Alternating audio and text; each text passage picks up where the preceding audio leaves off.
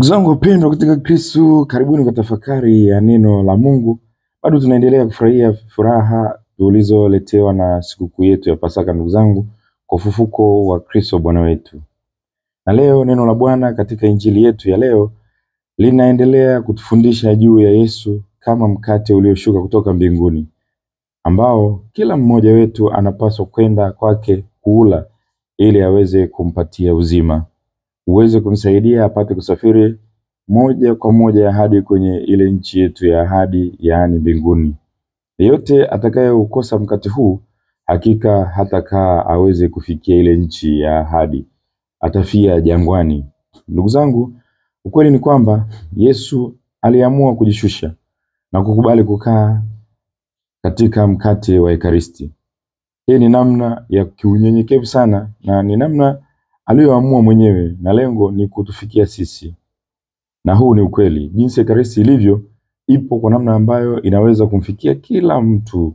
Twaeni mle wote. Hiyo kula wote tu tayari ni ishara kwamba haina ubaguzi wowote. Mtu yeyote hata kama ni mdhambi wa mwisho kule, alimradi aje atubu na ampokee Kristo akiwa na moyo safi. Na yeye alisema, yeyote atakayekuja kwangu sitamtupa. Yeyote, hata wewe ambaye unafikiri kwamba una dhambi nyingi sana, yeyote, hata kama wewe ambaye unajiona ni mtakatifu sana, yeyote ukienda kwake hawezi kukutupa, kwa sababu ni Baba mwenye huruma. Ndugu zangu, Ekaristi imekaa kinyenyekevu na inatukaribisha sisi sote tumpokee Kristo. Lakini tukumbuke kwamba kitendo hiki cha Yesu kujishusha hivi na kukubali kukaa katika mkate wa kawaida kama hostia tayari kimeshawafanya wengi kumdharau Yesu. Wengi wetu tunakosa imani kwa Ekaristi Takatifu. Wengi wetu tunajiuliza, je, kweli huu mkate ni wa Yesu kweli? Huyu ni Yesu kweli? Unaweza kutupatia uzima wa milele kweli? Na huu uzima unatoka wapi? Sasa kitendo cha Yesu kukaa katika hali ya kinyenyekevu namna hii kinamfanya aonekane kana kwamba hana nguvu. Lakini ukweli ni kwamba unyenyekevu wa Yesu usitufanye tuache kumheshimu. Sisi tumheshimu daima. Ekaristi Takatifu ni Yesu kweli, ndugu zangu, na kuomba tuendelee kutoa heshima kwa Yesu wa Ekaristi. Tuendelee kutambua kwamba huyu ndiye Mwokozi wetu. Tusidharau hata kidogo. Kishawishi cha kuidharau ni kikubwa, kwani bila imani huwezi kuiona nguvu ya Ekaristi. Lakini wale wanaoamini kweli, Ekaristi hutenda makubwa katika maisha yao. Hivyo tuheshimu Ekaristi Takatifu na kuiabudu kwa mioyo yetu yote. Katika somo la kwanza tumesikia jinsi nguvu ya Kristo mfufuka inavyotenda kazi.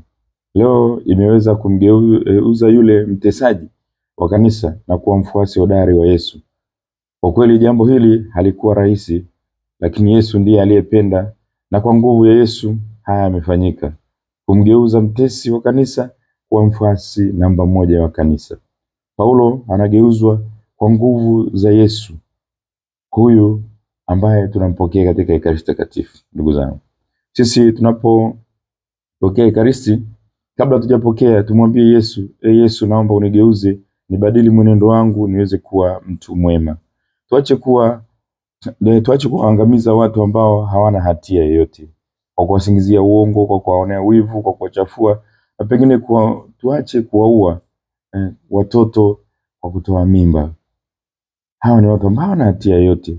Yesu atugeuze kabisa, tusiwe na hatia juu ya maisha ya mtu mwingine. Yesu anaweza. Hili liwe ombi letu kwake. Ndugu zangu wapendwa, nakutakia siku njema, lakini nakupongeza kama Mkatoliki kwa kumpata Papa Leo wa 14. Tunamshukuru Mungu kwa kutupatia Papa. Tunamwombea afya njema, tunamwombea maisha marefu, aendelee kuongoza kanisa lake kwa unyenyekevu na kama mtumishi ambaye Mungu mwenyewe amemchagua.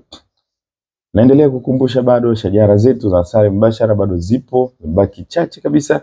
Patie nakala yako pale St. Joseph Cathedral, bado zinamalizikia hapa St. Damiano, hapa shrine ya Padre Pio bado zipo.